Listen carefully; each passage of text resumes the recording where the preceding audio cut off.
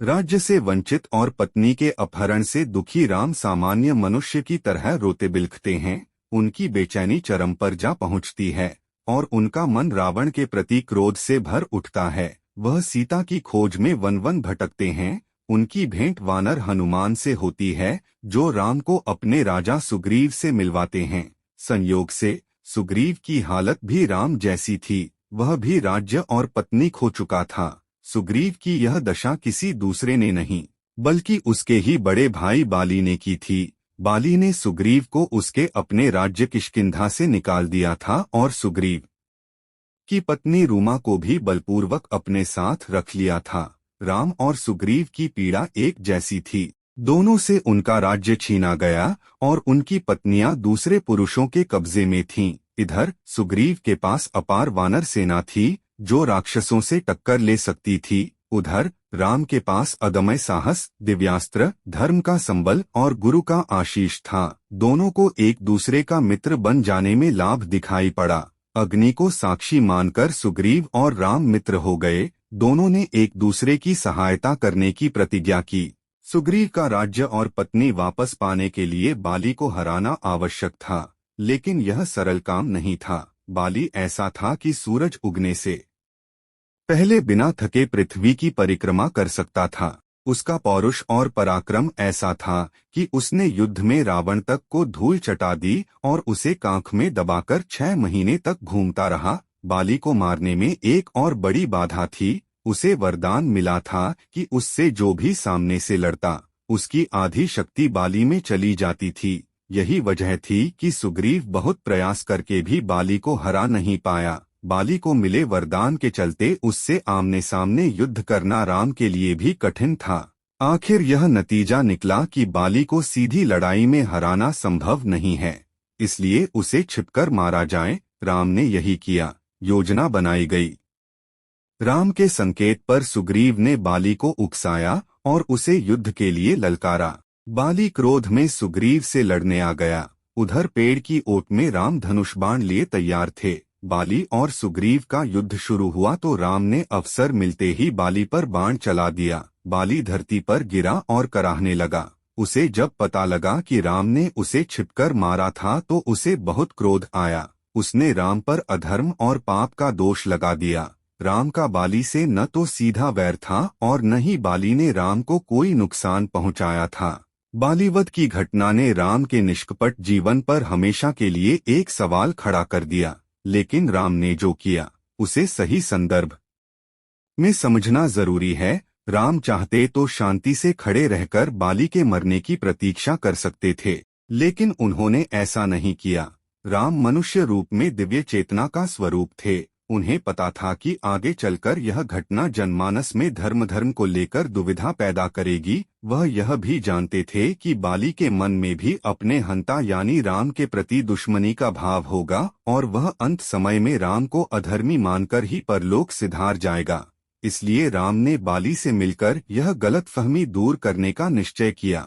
राम बाली के पास पहुंचे। बाली ने पूछा, श्री राम, आपने मुझे छल से मारकर क्या पाया? उसने राम को अधर्मी और पापाचारी कहा। बाली ने कहा, हम तो वानर हैं, इसलिए हमारी बुद्धि पशुओं के समान है, लेकिन आप केवल मनुष्य ही नहीं, राजा भी हैं। राजा के 4 गुण बताए गए हैं, क्षमा, दान, धर्म और सत्य। फिर आपने मुझ निरपराधी को मारकर धर्म का उल्लंघन क्यों किया? आपने सीता को खोजने के लिए सुग्रीव से मित्रता की, लेकिन मुझसे आपका क्या वैर था जो आपने मेरा वध कर दिया? मुझे मरने का दुख नहीं है, दुख यह है कि मेरा वध छल और अधर्म का सहारा लेकर किया गया। राम का सोचना सही था। बाली ने उनके आचरण पर प्रश्नचिन्ह लगाए और उन्हें अधर्मी घोषित कर दिया। बाली के आरोप के जवाब में राम ने कहा, बाली, तुम मुझे दोष दे रहे हो क्योंकि तुम धर्म और लोकाचार के बारे में नहीं जानते। देश में महाराज भरत का शासन है। उनकी आज्ञा है कि जहाँ भी अधर्म दिखे उसे समाप्त कर दिया जाए। छोटा भाई पुत्र के जैसा होता है और उसकी पत्नी पुत्रवधू के समान होती है। तुमने अपने छोटे भाई सुग्रीव का राज्य छीना और उसकी पत्नी रूमा को बलपूर्वक अपने साथ रहने पर मजबूर किया। यही नहीं, कामासक्त होकर तुमने रूमा के साथ पाप कर्म भी किया। यह धर्म का सीधा उल्लंघन है। इस अपराध के लिए मृत्यु से कम कोई दंड नहीं है।